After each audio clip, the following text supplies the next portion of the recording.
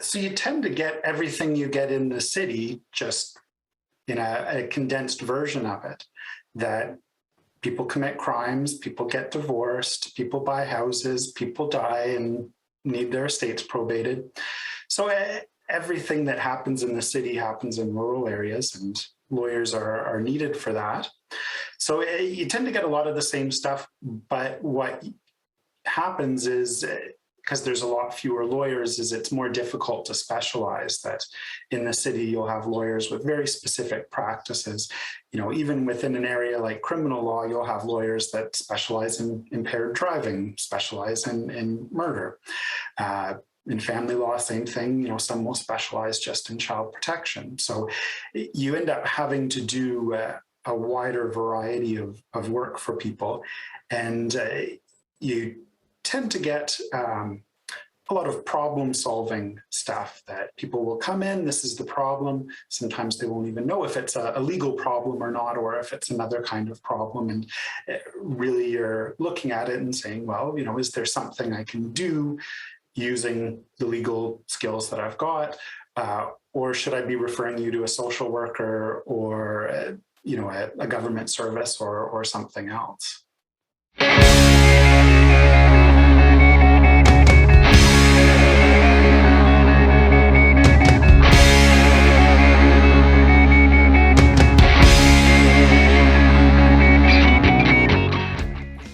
Welcome to Access to Justice. I'm your host, Heather Malarick of Merrick Law. My co-host is Evan Clark of Kahane Law. Hi, Evan. How are you doing? I'm well, Heather. Thanks. How are you? I am not too bad. Thank you. We are joined today, as always, but by our very special our very special guest, Kim McDonald of McDonald Advisory. Kim's a financial advisor and insurance advisor with Raymond James Ltd. We're a Canadian podcast with a mission to educate Canadians about the law. We interview experts in law, mental health, and finance, focusing on topics that create the greatest barriers to entry into the justice system.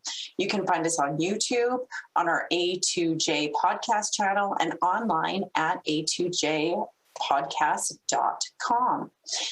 So today's guest, I'm very excited to introduce Chris Stolfa, who is joining us remotely via Zoom from beautiful Jasper, Alberta. Although actually, I guess I'm making an assumption that that's where you are today, Chris. Chris has been a lawyer for 14 years. I think that's right. And is a partner at McClellan Stolfa Reed with offices in Jasper, Hinton, and Edson. And he's here to talk to us today about access to justice in rural communities and smaller communities. So welcome, Chris. Hi. Hello, good to be here. How are you doing today? I'm doing well. Good. Did I miss anything in my introduction? No, that's who I am. Mm-hmm. As you say, I've been a lawyer for 14 years. I've always practiced in a rural community. I've never practiced in the city. So I was in Cold Lake, Alberta for about 6 years till 2012, and then moved to Jasper at that point. And currently I'm practicing and living in Jasper, but as you mentioned, also have offices outside of Jasper. So I've done a variety of work over the years, that when you're in a small town, you tend not to specialize as much as you do in the city. But over time, my practice has distilled down to mostly court work, so family law and civil litigation. Family law is about 60% of what I do. Civil litigation is about 30% of what I do. And there's about 10% of just miscellaneous, doing wills for people, the odd real estate deal, stuff like that. Oh, okay. Where to start? There's a lot of interesting questions. Kim, you look like you want to ask a question. I can tell. Well, I know somehow Heather and Chris know each other from the past, and I'm just dying to know how you guys met each other. Was Heather hiking on a mountain, and Chris was had a legal booth set up? Like where No, he went skiing by as she was hiking up. where do you guys know each other from? It's not that exciting. We went to law school together. Yeah. Yeah, we had a little friend group and we all hung out together and have stayed friends. So, yeah. Although, we were hiking together a couple of times this summer. You could have found us on the side of a mountain a few times with our families this past summer. So, So Chris, you started out in Cold Lake. Why Cold Lake of all places? Do you have a military connection? No. When I graduated from law school, I knew I wanted to get out of Edmonton and didn't want to go to Calgary. So I was interested in looking at smaller centers. And so from there, going back a ways, I think I blanketed the northern part of the province with resumes and letters and started talking to lawyers in Cold Lake. And that's where I ended up. I had a great experience in Cold Lake. That the firm I was with was top notch, and I ended up getting a fantastic breadth of experience there. I love the mountains. I love skiing. I love hiking. I love camping. So the plan was always to get closer to the mountains eventually, and the stars aligned at last, and here I am. mm-hmm. So how did you end up in Jasper instead of Banff? I think people, when they think mountains and skiing, they definitely, I think Banff tends to be where they go first. Jasper's kind of like an afterthought, maybe a hidden gem. But why did you end up in Jasper instead of Banff? Well, my in-laws live in Spruce Grove, and my wife said, I don't want to drive from Banff to Spruce Grove to visit my parents. And so here I am in Jasper. And that was the big consideration at that point. But Jasper is sort of a slower, more relaxed version of Banff. So I am quite happy that it turned out this way, that it's a little less busy and a little bit more relaxed, not as many crowds. So I've been quite happy. Mm-hmm. I like hidden gem. I think Jasper really is a quiet hidden gem of the Rockies. It's beautiful. Yeah, I was just looking up the difference in drive time. It is a little shorter by about 40 minutes to go from Jasper to Spruce Grove. So it checks out. Yeah. And you don't have to go down Highway 2. Yeah, that's a good point. It's funny because Highway 2, for those who don't know, I think most of our audience will be Alberta, but it's straight. It's a wide, straight highway, but people die on that straight highway every year. It's kind of mind blowing. I'm from BC, so you tend to think straight is safer. We got lots of curves over there, but yeah. The curves keep you awake. Exactly. That's right. Yeah. Mm-hmm. Mm-hmm. So I articled in Onaway. I don't know if you know where that is. Yep. Yeah. So I started. I was a summer student there, and then I articled there, and I worked there for a year or two.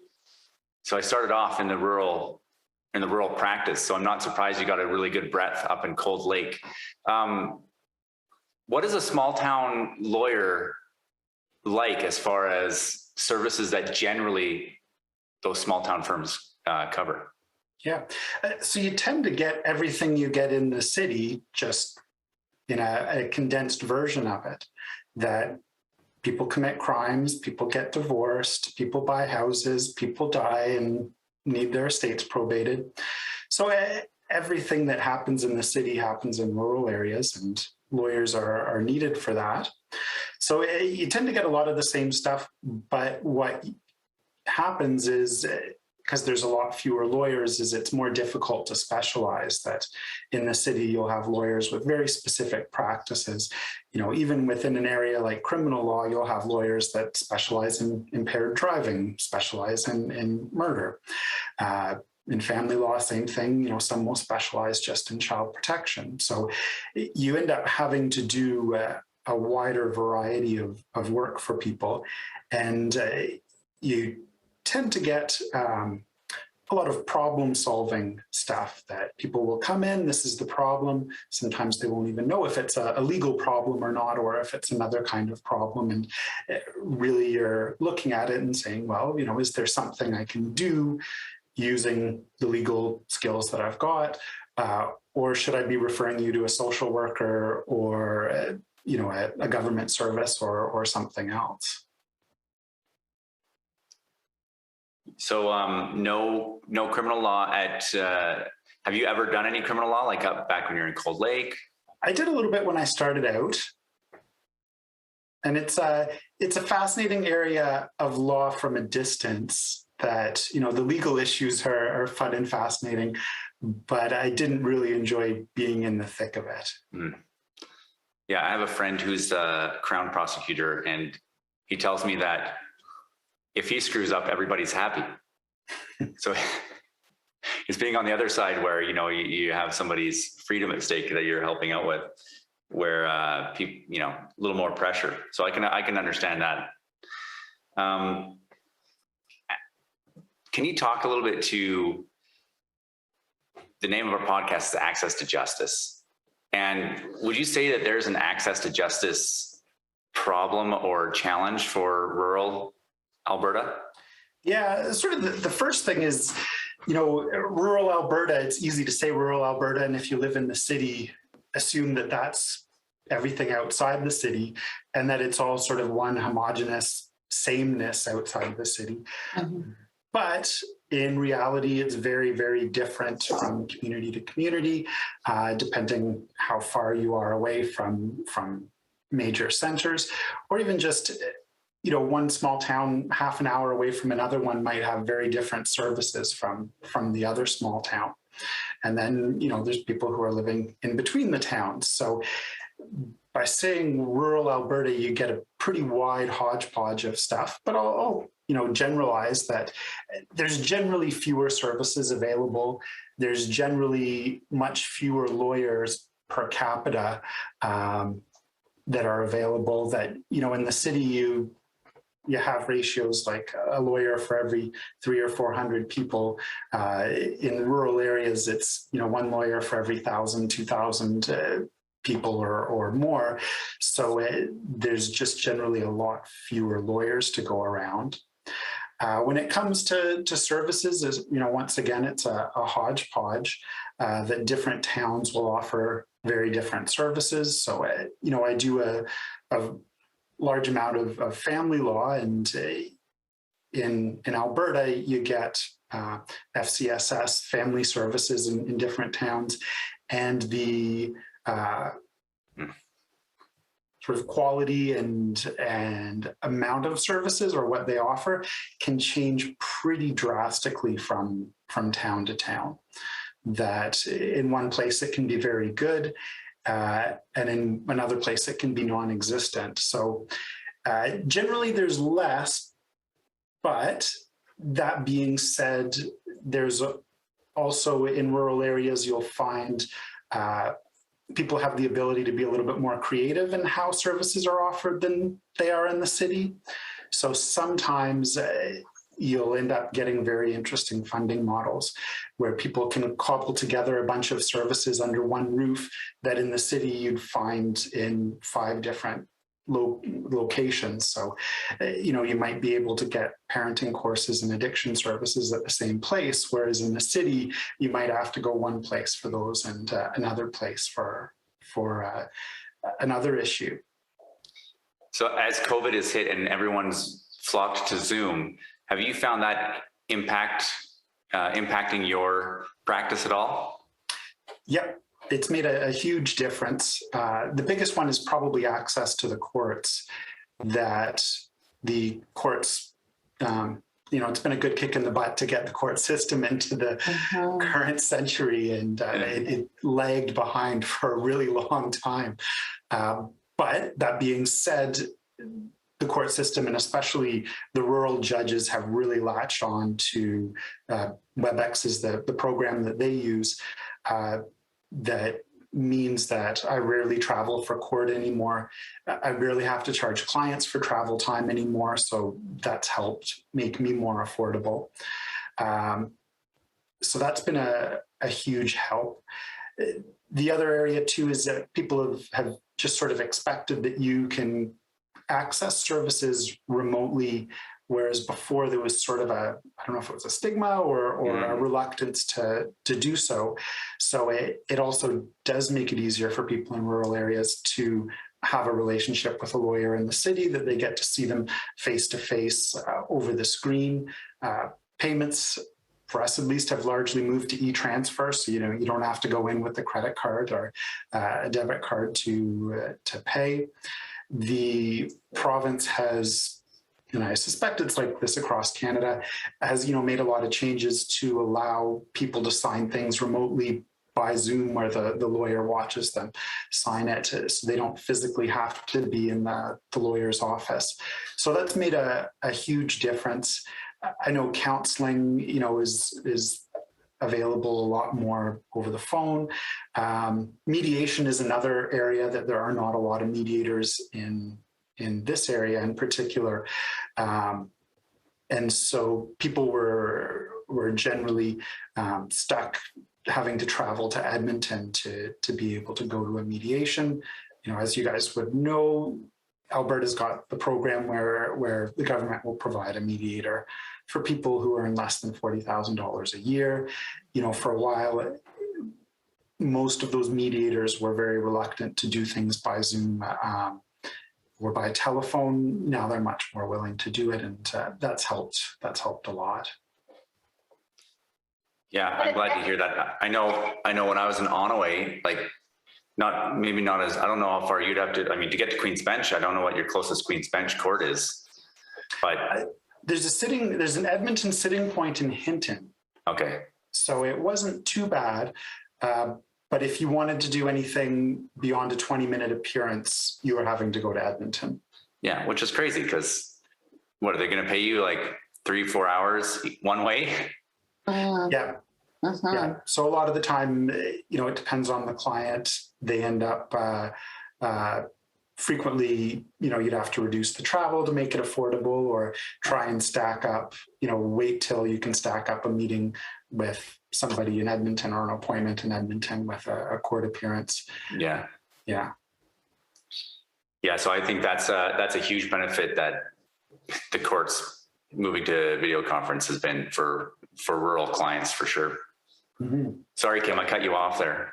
I had an education interjection. So I know Chris had mentioned rural judges, and for a non-lawyer, we wouldn't think about this. We wouldn't think about judges being available in different, towns and cities. And, I'm kind of curious to know more about how big of a problem it is for people in rural communities having to travel to get access to a judge. Yeah, so it depends what level of court you're at. And so the province is fairly good with having provincial courts throughout the province. The big thing for divorce is you can't, or for family laws, you can't process your divorce through provincial court. So you are stuck with going to the city if you've got a divorce. Sometimes you can deal with a few small items in provincial court and then go to the city to finalize it. So that is an issue. Provincial court for civil problems, so small claims court, is you can deal with problems up to $50,000 in provincial court. But if your dispute is above that, then once again, you're looking at going to the city, to Edmonton from here, but there's other centers around the province to deal with disputes that are over $50,000.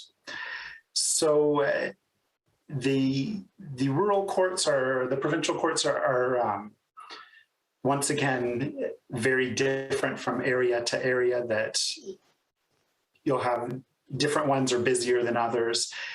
Generally, I think sometimes you can actually get things in front of a judge a lot quicker in rural areas, but it's very uneven and can change from month to month depending what's going on. You also tend to have fewer court sittings because there's fewer people. So family court and small claims court sit once a month in most rural towns. Sometimes it's twice a month. So that means if you've got a problem, you've got to wait at least 3 weeks to get in front of the court. And then if the matter needs to be adjourned, you're looking at adjourning it in 1 month increments. So that can create problems. That being said, sometimes the judges are very accommodating in terms of when they see there's something that needs to be dealt with quickly. They've got a lot more, generally a lot more flexibility and control over what happens in their courthouse, and can sometimes get things in much quicker than you would be able to in Edmonton, where they've got to follow a lot more procedures and there's not really much room to shoehorn something in that needs to be stuck in quicker. So it's a mixed bag. I have another question about, sorry, Heather, I interrupted you. I know you're going to say something, but this is like a non-lawyer thing again. So we know that there's like good judges and maybe judges that are a little bit more prickly or difficult. If you get a prickly, difficult one in a rural place, are they there forever and you just have to deal with it? Do they cycle out? Yeah, so they do rotate the rural judges around. So you tend to get, so we've got a judge who lives in Hinton, and so I probably appear in front of him about 60% of the time. And then 40% of the time, there's a pool of judges that wander around the rural part of the province. And, the judge that lives in Hinton gets sent to other rural parts of the province. So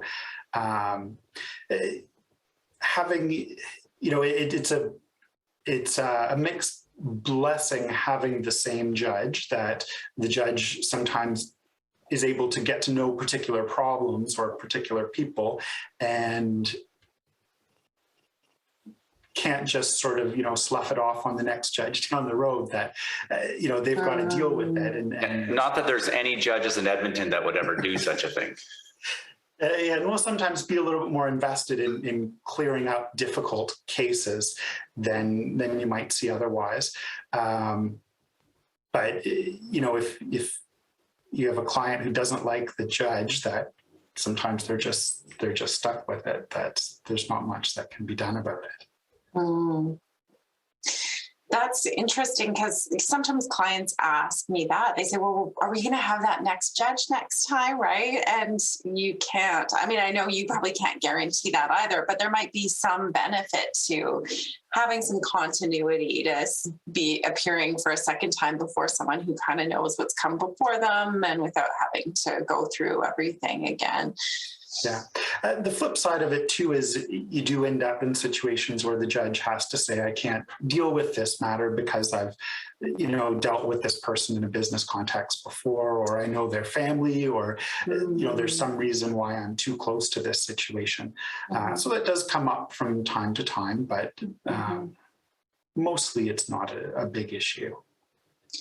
That makes me think of a question that I have is, do you get conflicted out of matters very often? So for our listeners in non-legal speak, a lawyer can't act for both sides of a legal problem. So that means that, you're going to need two lawyers in most contested kind of things, or where there's an argument about things. So do you find that because there's a smaller pool of lawyers that you have to say, no, I'm sorry, I can't take your case maybe more often than you'd like to? Or does that present a challenge for people looking for a lawyer? Yeah, that definitely presents a challenge for people looking for a lawyer. So, in terms of the lawyers, just use family law as an example. I'm the only lawyer in Jasper. practicing in family law right now. There's 2 in Hinton. One works with me in my firm, so I can't act against that lawyer. Right. There's no lawyers in Edson practicing family law right now. And then you're looking at Spruce Grove, Stony Plain, Edmonton at that point. Mm-hmm. So it can definitely be an issue. And that's where the, what I was talking about earlier with Zoom being used much more often is quite helpful for people looking to get a lawyer who's potentially further away. Mm-hmm. Mm-hmm.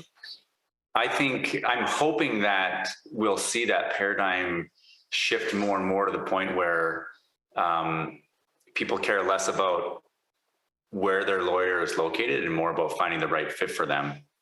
To that end, Chris, I mean, there's no reason you can't represent clients in Edmonton. I've represented clients, even though I'm based in Edmonton, I represent clients in Grand Prairie, Edson, Fort McMurray, Manitoba, all over the place.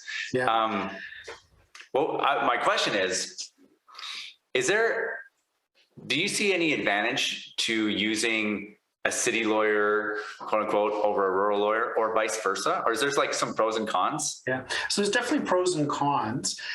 One of the big advantages of having somebody in your community is that they'll understand the details and the background of what's going on. So, if the child, say one of the children's having a problem at school, the lawyer in that community would know that school and maybe know ways to get around that problem, or can suggest, this is the person you need to talk to at the school to get around that.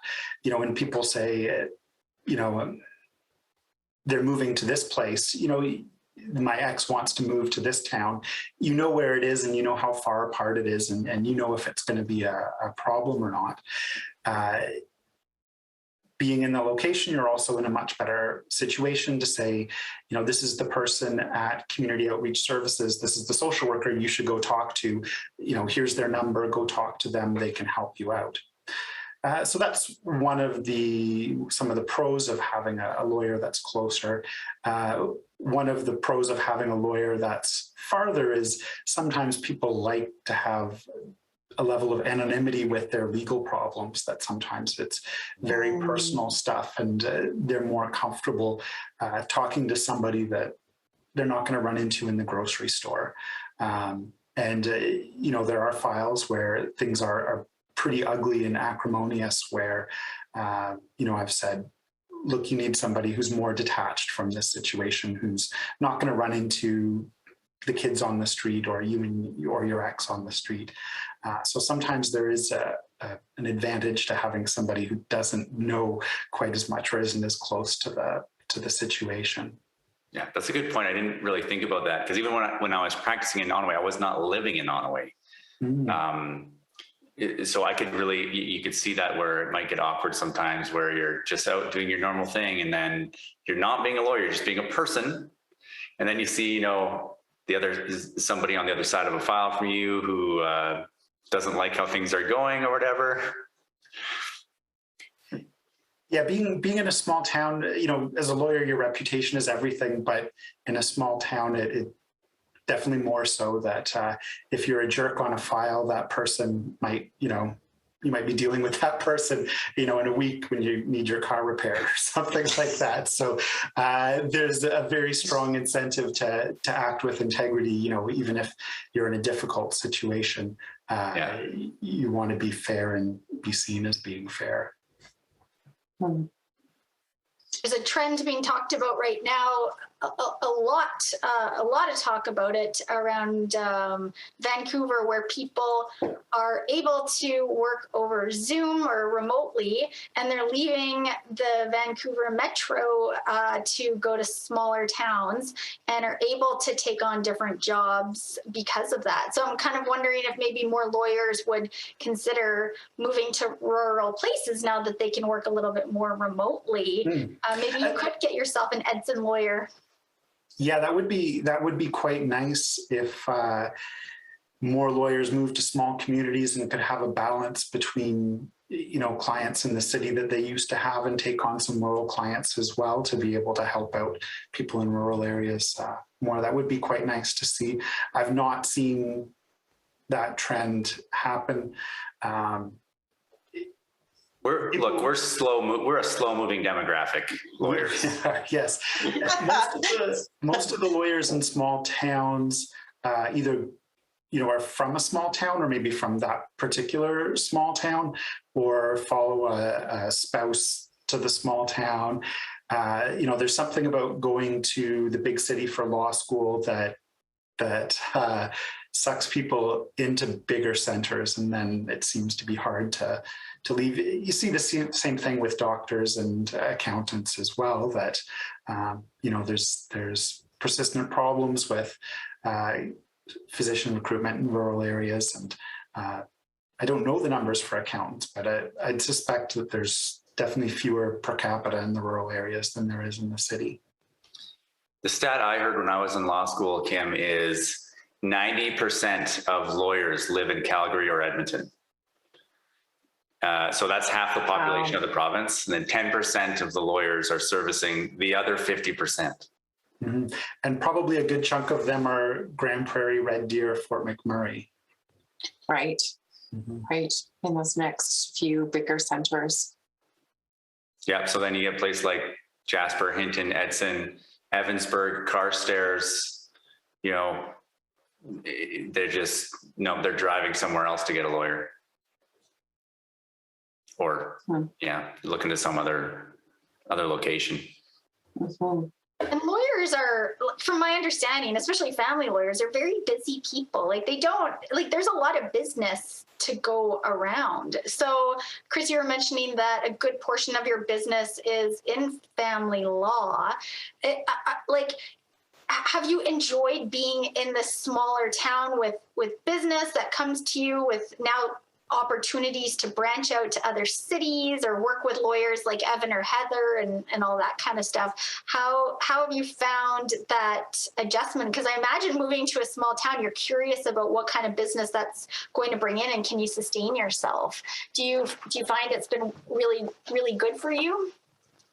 Yeah, finding work's never been a problem. That there's quite a steady supply, like going back to just how many lawyers there are, that there's not much competition for work.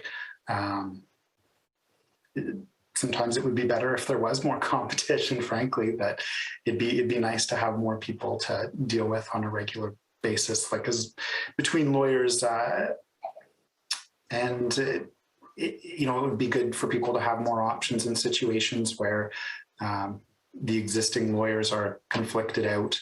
And, you'll see it frequently with, business people. If somebody's an entrepreneur and has started a couple businesses, it's very easy for them to have had dealings with every lawyer in town through the business. And then all of a sudden, nobody can be on the other side of a file for them, whether it's a dispute or even if it's, an agreement of putting a contract together. There might not be a lawyer who can negotiate against them because they've got a pre-existing relationship. Mm. And do you get to dress a different way working in a rural place? I know in my line of work, we're always getting talked to about if we're visiting a farmer, we should dress down and not wear our suits. And I'm curious about what the culture is as a professional in a small town. You'll notice I don't have a tie on, and Evan does.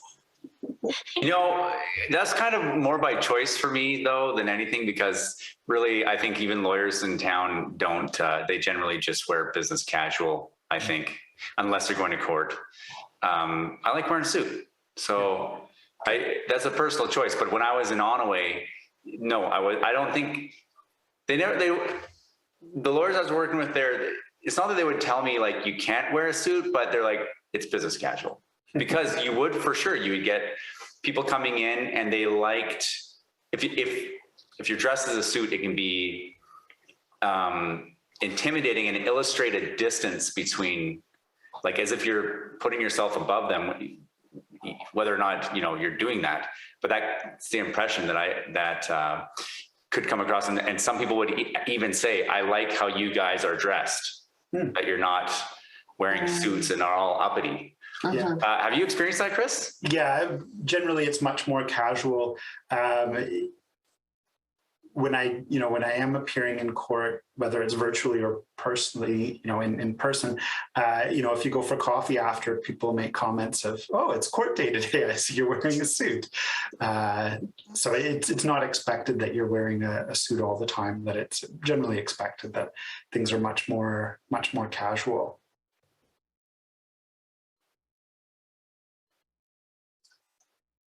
Are there certain types of things that you couldn't do in a small center, as a small firm? Like, are there any things that you just have to pass along or that need to get bumped?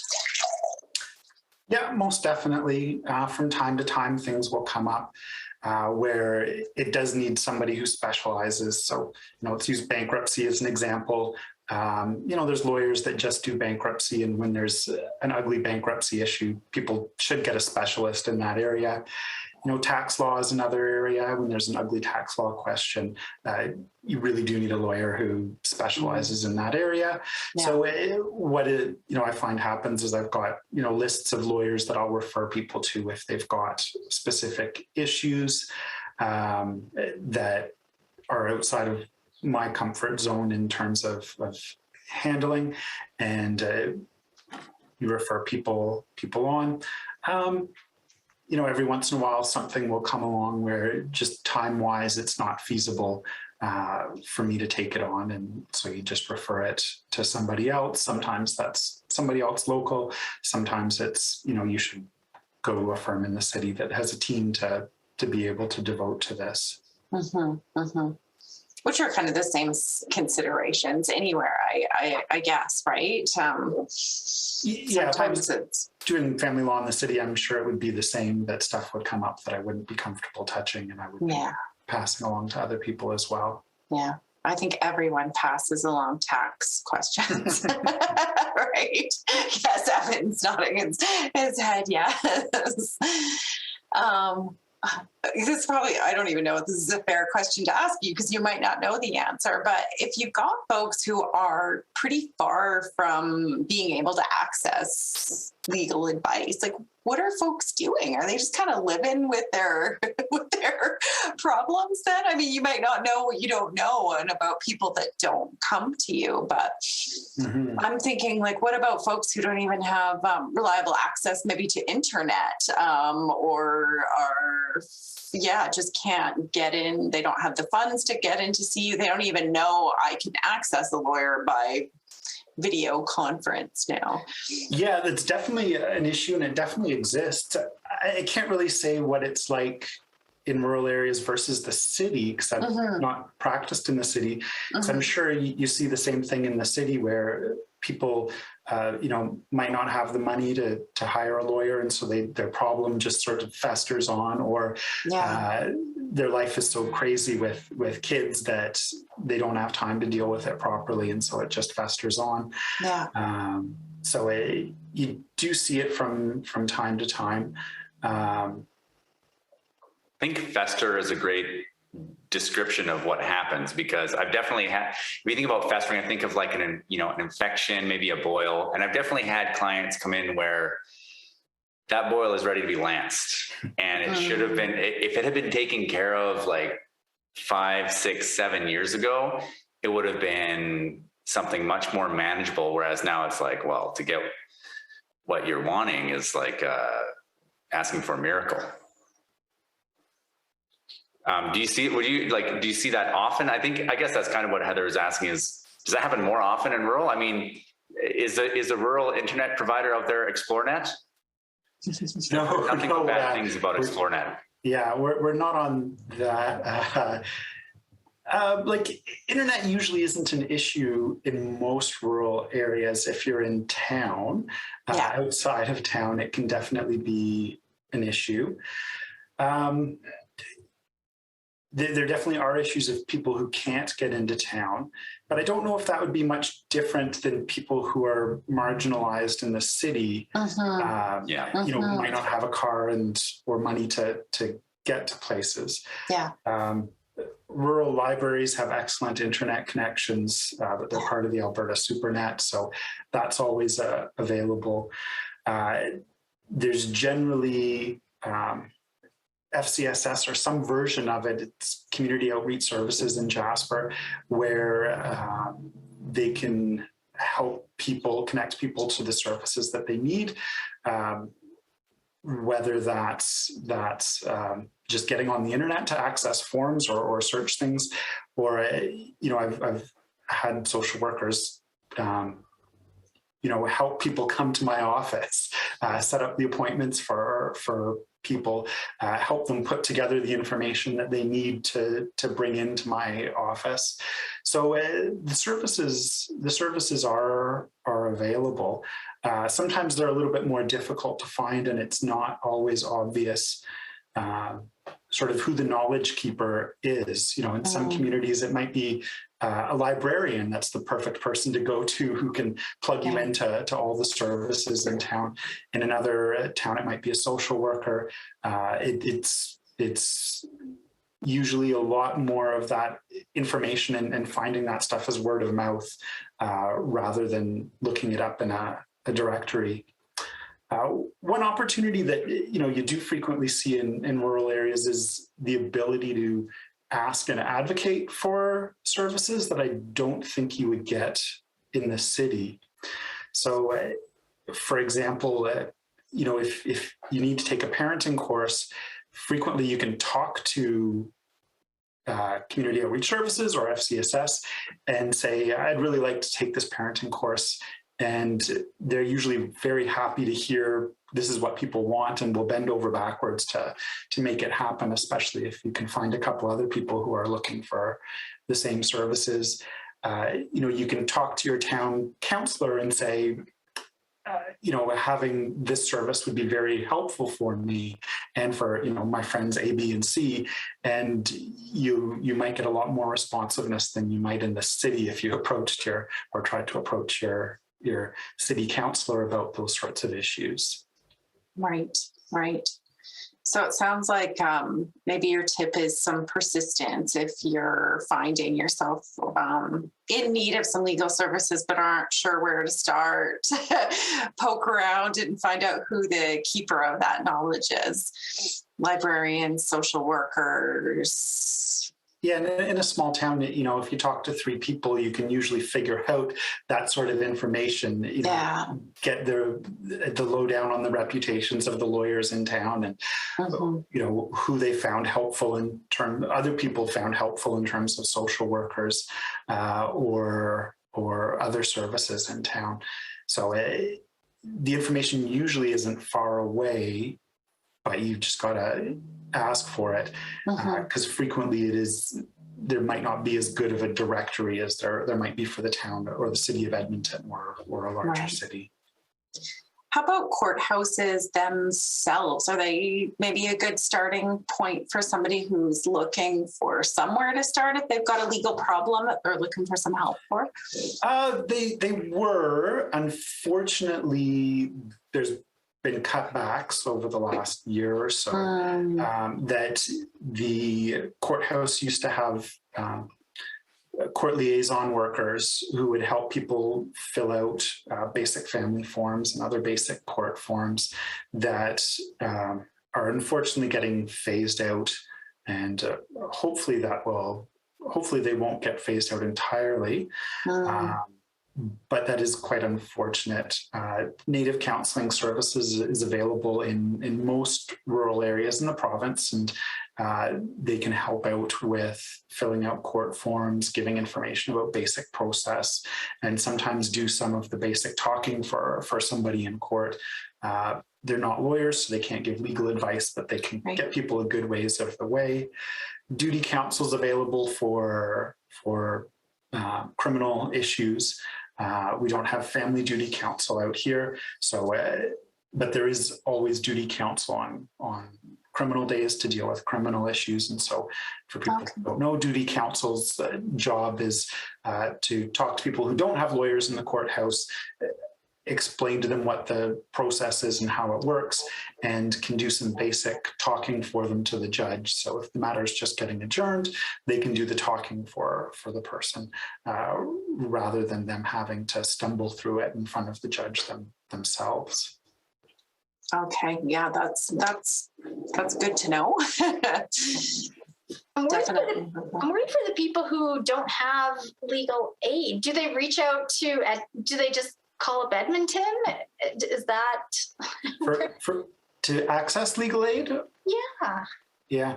So, legal aid, it's the 1-800 number on their legal aid website that people have to call to access them. When I first started practicing, legal aid would have somebody who would come out to rural court locations on court days, and you could apply directly to them. That ended a long time ago, which is unfortunate. It'd be nice to see that service to be put back into place through a video. You know, there's no reason why the courthouse couldn't have a video with a legal aid officer on one end of it, and people can take turns going into the room and talking to them, applying for legal aid, and we're getting information about it. But we're not there yet.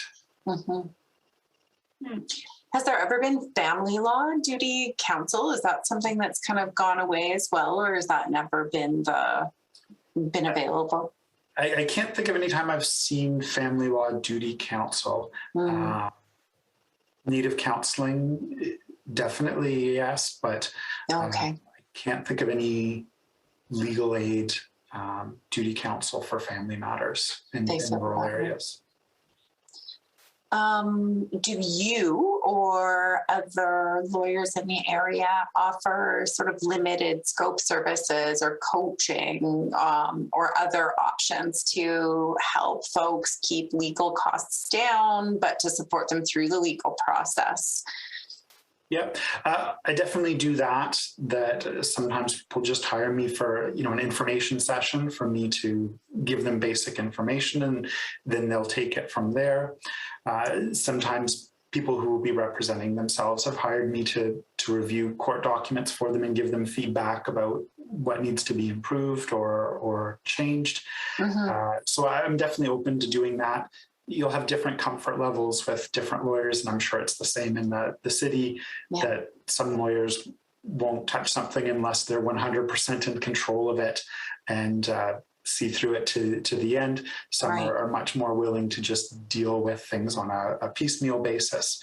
So, from my point of view, I've got no issue doing it. I'm just very straightforward. This is all you're hiring me to do.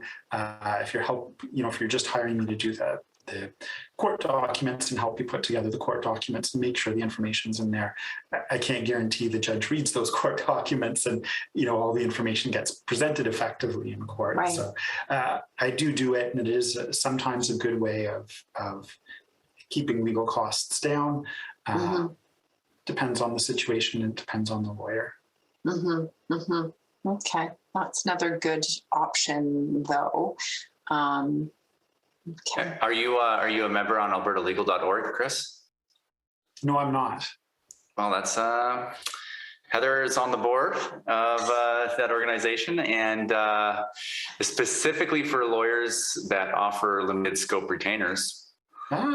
So you should sign up. There's a little plug-in, and that way people, when they go to that website, especially if they're in the Jasper area, they'll find you as someone that provides that service. If they didn't already find you by walking down the street, I don't know. Yeah, that's good to know. It's sometimes surprising if people live their lives without any legal problems. Maybe they never talk to a lawyer, and it's a whole different world that people come into my office who I've never met before and who've never had to talk to a lawyer about anything before, and it's interesting to see all the different paths that people follow to get into lawyers' offices. Yeah, Oh, go ahead, Kim. Well, I'm trying to see if there's like a sneaky play for people to get themselves into virtual rural lawyer offices for a cheaper option. Are lawyers in rural communities, is their cost per hour lower? Therefore, people looking for a cost-effective option, can they go rural? They'll get a great lawyer like you, Chris, and I don't know what your costs are, but is that a thing? Yeah, you're not going to get a much cheaper rate. That certainly accessing a lawyer in a smaller firm setting is going to be cheaper, but I'd say the cost divide is more small firm versus big firm rather than urban versus rural. That from what I've seen, the bills from family lawyers in, say, Edmonton practicing in smaller firm settings are similar to what I would charge.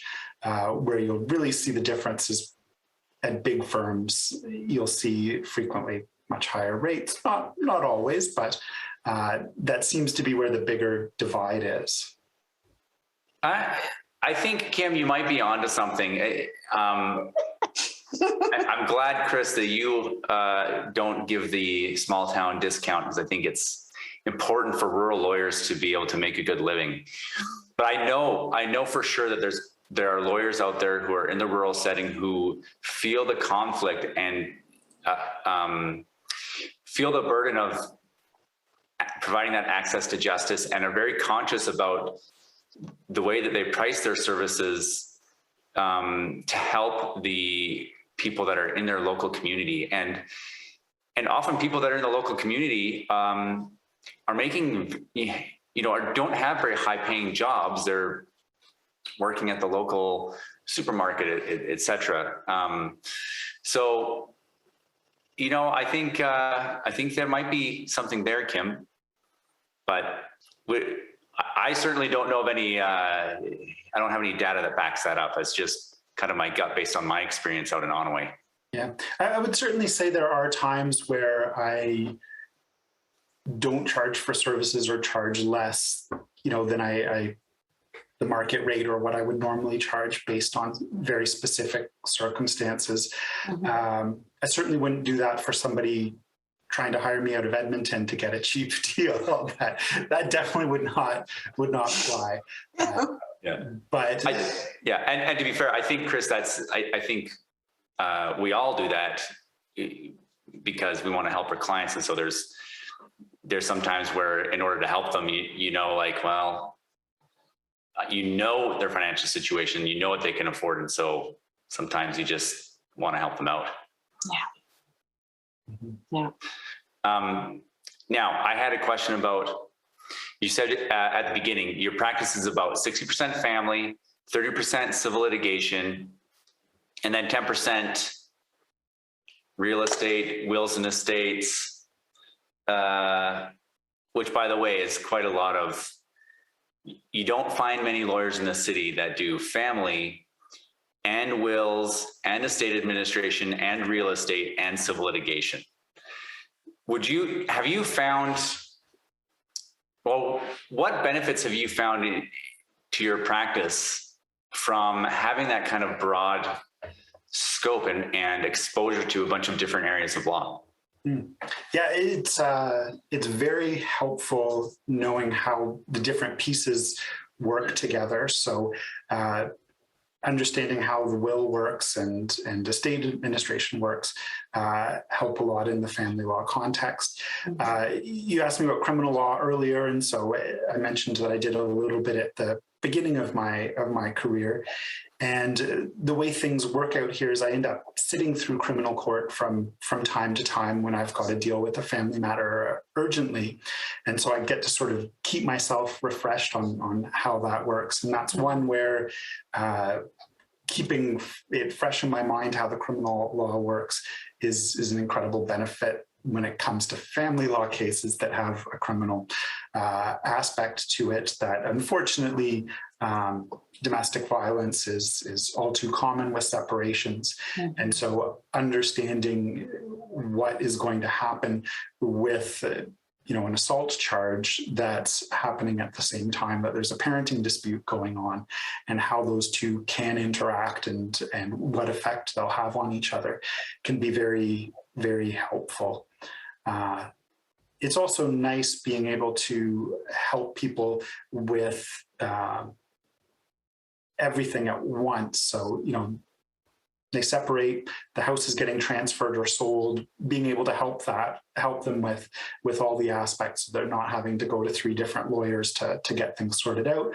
Or, I work with lawyers who generally do different areas of law than me. So being able to refer them to somebody in the firm who can then do the work. And if there's any questions, I can work with them to make sure that we're not working at cross purposes or operating in ignorance of what's going on with the family matter. Mm-hmm. It almost seems like you should charge more per hour for a convenience factor. Thank you, Kim. I think very valuable. Get your will done, get your title changed, get your divorce, all with one guy. There should be a surcharge on that kind of service. Yeah, a fuel surcharge so that they would have to pay on the fuel to drive into the next town to get that a lawyer. So what about independent legal advice? I know this is a thing. I'm not an expert in the law in any way, shape, or form. People are trying to get divorced the cheapest way possible. They want they talk to Chris. Chris needs to get independent legal advice. You have a pal that you call up in Hinton?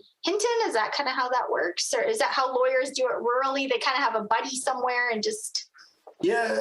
So if the other side, I'm representing, the husband or the wife, and the other side needs independent legal advice, I usually try and give people a list because I don't want to be seen as saying, go talk to my buddy and they'll give you independent advice. It doesn't seem so independent at that point. We've already talked about it. We'll be fine. Yeah. So usually what I try and do is say, here's 3 people that you can go see. And, if you want more names, I can give you more names to try and keep it as independent as possible. Yeah, it's a great point, Kim. Independent legal advice is a hot kind of issue, especially when people are trying to they got this agreement, it's all done, they just want to get it signed off. We've talked about that before on here, and some of the frustrations that we've faced with providing independent legal advice. But yeah, and it can be tough, especially, if they've got to get a lawyer from Edmonton for independent legal advice. And, that's where Zoom and stuff is nice, but at the same time, you can't read body language as well with the technology. So frequently the lawyers are less comfortable providing independent legal advice, especially if it's a one-time, I'm just seeing you once by Zoom. Yeah, it can be tricky. Do you have any tips for clients appearing by Zoom, meeting with lawyers?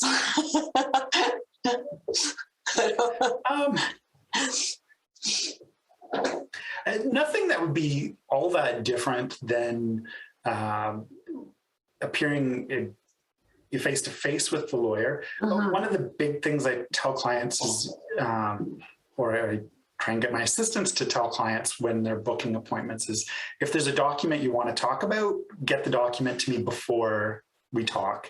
And that's whether we're doing it in person, because you don't want to pay me to sit there and read a document in front of you. And same with if you're doing it remotely, it's even more important that that email gets documented, gets sent over beforehand so that you've got a chance to look at it. That would be the biggest one. The other is make sure you're in a suitable place to have a meeting with your lawyer. The grocery store checkout line is not a suitable place to be discussing sensitive information. Just Starbucks or McDonald's because they have free Wi-Fi. Yeah, exactly. So make sure you're at a suitable location. And that can be difficult. Sometimes people, have to work 9 to 5, Monday to Friday. And so, they've got to take it during their coffee break or lunch break or something like that. Yeah. So it can be difficult, but trying to find a place where you've got some privacy. Also, it's very good at a place where you can take notes, because there's frequently things that I'm asking people to do or that is important that they need to remember, and taking notes is always very helpful. So get all the information to the lawyer before the meeting, and then make sure you've got a quiet place. Another one, this is sort of a pet peeve, is make sure you get the information to the lawyer in a way that's easy to read. So I'm sure you guys have gotten screenshots of texts or pictures of legal documents with densely packed text that is really difficult to read.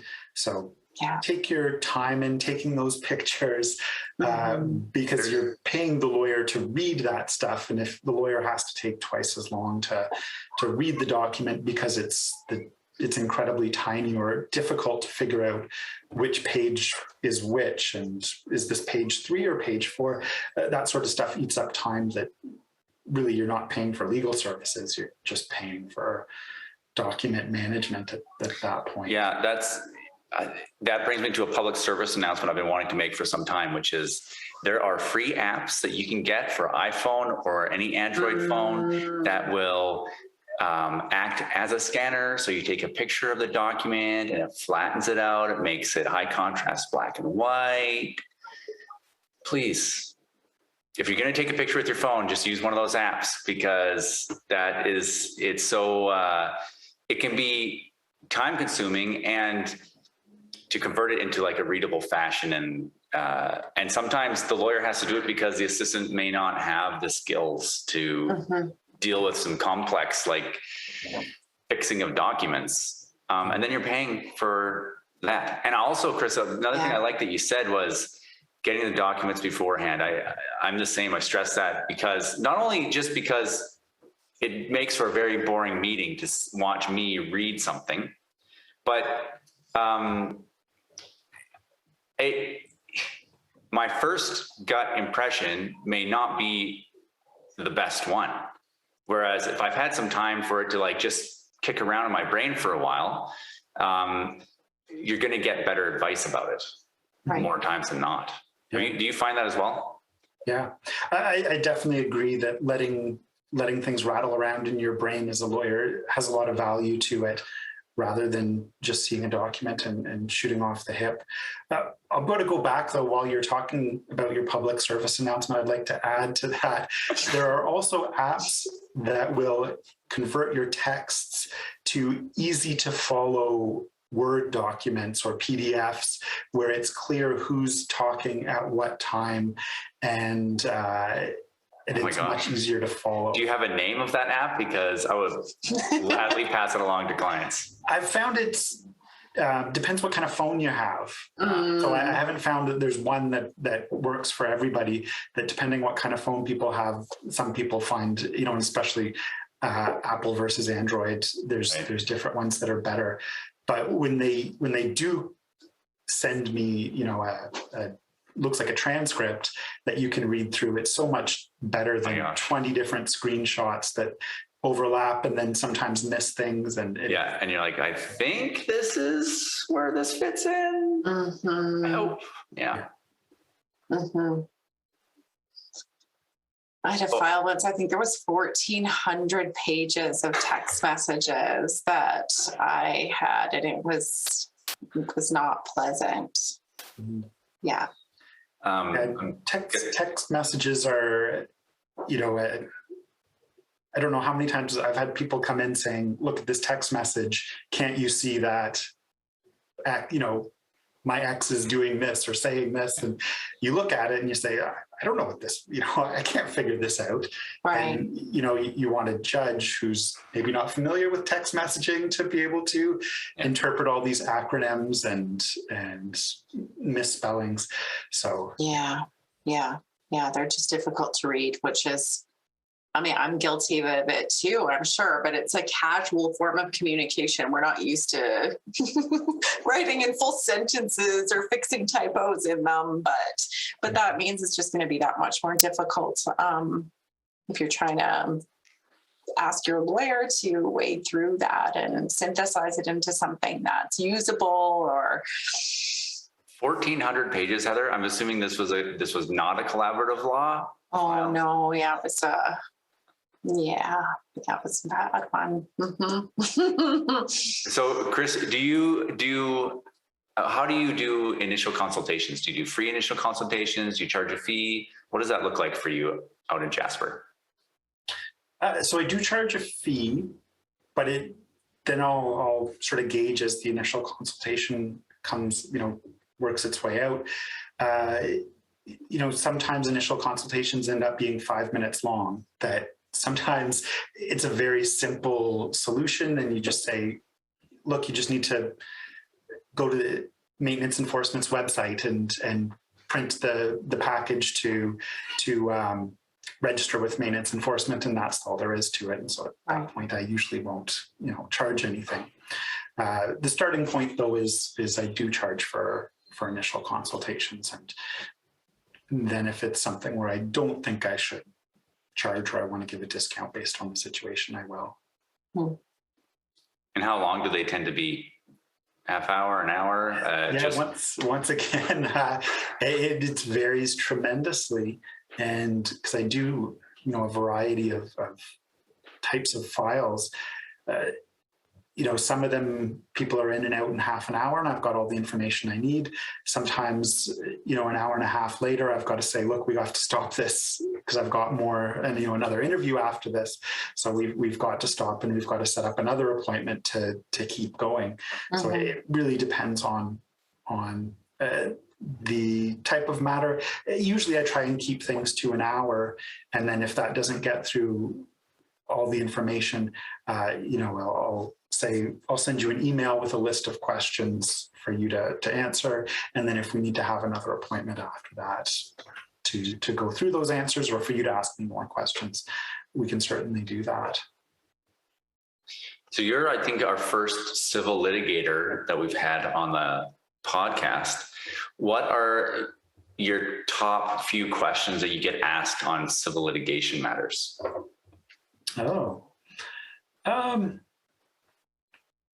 Do I have a case is probably usually the first one. How much it'll cost.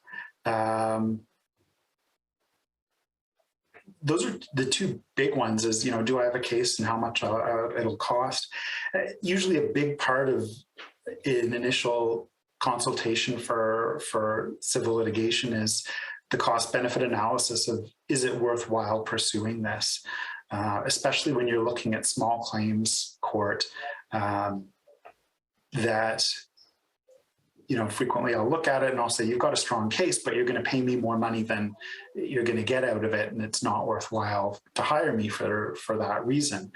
So frequently the cost benefit analysis is the most important part. If it's a more complicated case, then sometimes you're going to need to provide me with a list of documents so I can look through and then give you some advice on how strong your case is and whether it's worthwhile. But with civil litigation, a big part of the first phase of opening a file and deciding whether to move forward is how much might it cost and what are you likely to see out of this at the end of the day. So it's different than family law in that way.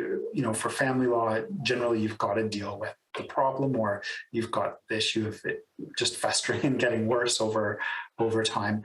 With civil litigation, frequently, it is, do I want to pursue this debt or not? Do I want to go after this person because their dog bit me or not? Or should I just move on with my life and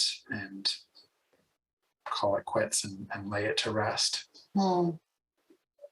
I've got a dumb question about, the dog. You just brought up the dog, and I'm thinking about my biases from watching movies. Your dog just bit you?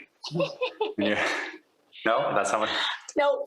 So I watch movies. So my impression of rural lawyers comes from places like, I don't know, Aaron Brockovich, for example. You get the dusty office with the old guy. He's been doing the exact same thing for 30 years, the exact same law, nothing interesting.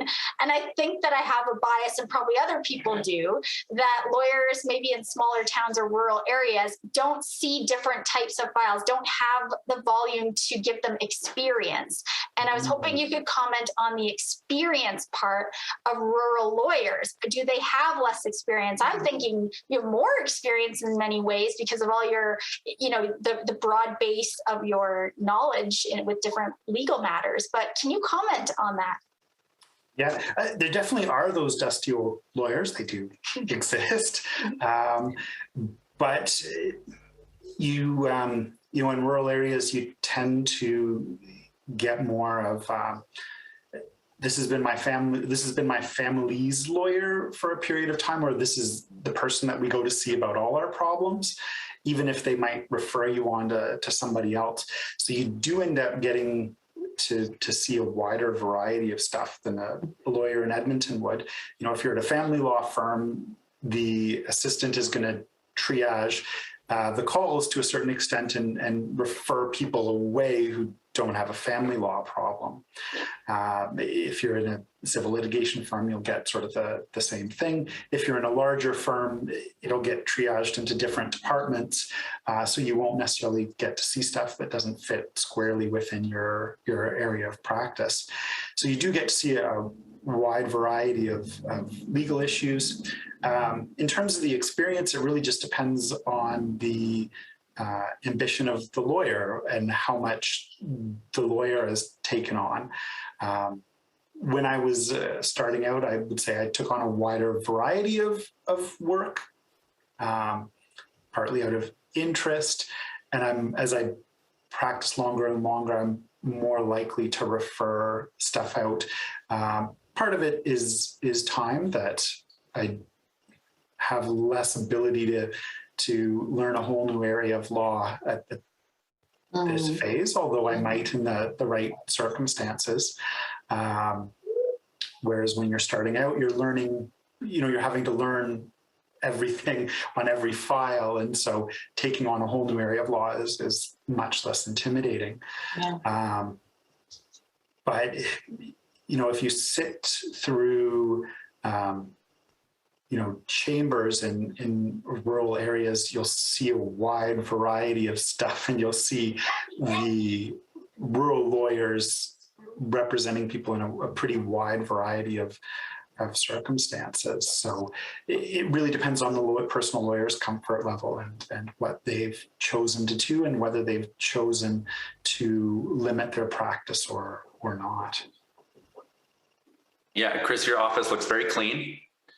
And you look pretty young, so obviously you're breaking that stereotype immediately. That's funny, Kim, that that stereotype exists, because what we're hearing from Chris is kind of the opposite, right? Like that the small town lawyer actually does a whole lot of things that the big city lawyer gets kind of narrowed and more the more they practice. So there you go, busting stereotypes on access to justice. Yeah, I would say the majority of lawyers in the area are under 40. Oh, wow. There. That this older crusty is definitely not reflective of what I see. There's a pretty wide variety of ages and experiences and interests. Yeah, to be fair, you get the old dusty lawyer in Edmonton and Calgary as well. It's just probably, they're sprinkled about in their regions, and they exist as a type of being, but Yeah. I've inherited at least one corporate client from one of the old Dusties, which I could tell immediately upon receiving the file. I was like, ooh. But I'm sure he was good friends with that client. Well, Chris, you had a list. Is there anything on your list that we haven't covered that you wanted to get off your chest?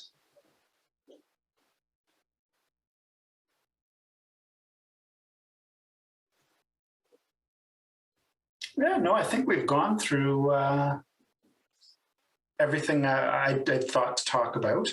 So there's nothing else from my perspective. I've enjoyed my time on the podcast, and thank you very much for having me. Yeah, so I think I speak for all of us when I say it's been our pleasure. Absolutely. Yeah.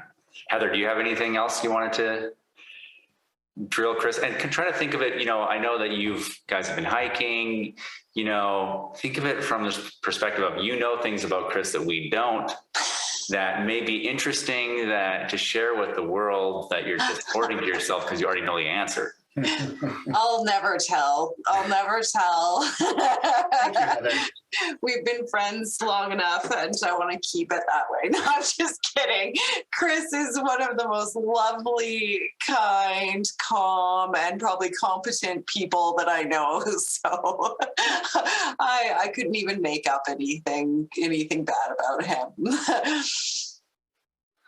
Kim? Well, I know that if I'm ever in Jasper and I need a buddy to ski with, I know it's just a phone call away, and Chris can light it up with me. So that's a double benefit of this podcast today. But I do appreciate the interesting sort of dive into the rural communities, because this isn't a topic that we've touched on at all. So thank you so much. Well, let's back up for a second there, because I don't think we talked really much about that on the podcast, Kim. That Kim's other nickname is Mad Dog. That's from her ski racing days, where she was a little very light but very fast, which is a rare combination of skier, lightning bolt down the slopes in her younger days.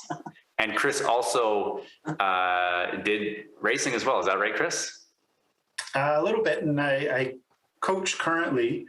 Well, it's summertime now, but I coach on the ski team as well on weekends. So one of the nice things about being in a rural community, that you've got access to that kind of stuff. Nice. So there you go. If you're looking for ski lessons in Jasper as well, Chris is your man. If you're looking to get beat down the slopes, Mad Dog's your woman. I might be coming to look for some office space in Jasper sometime soon. So,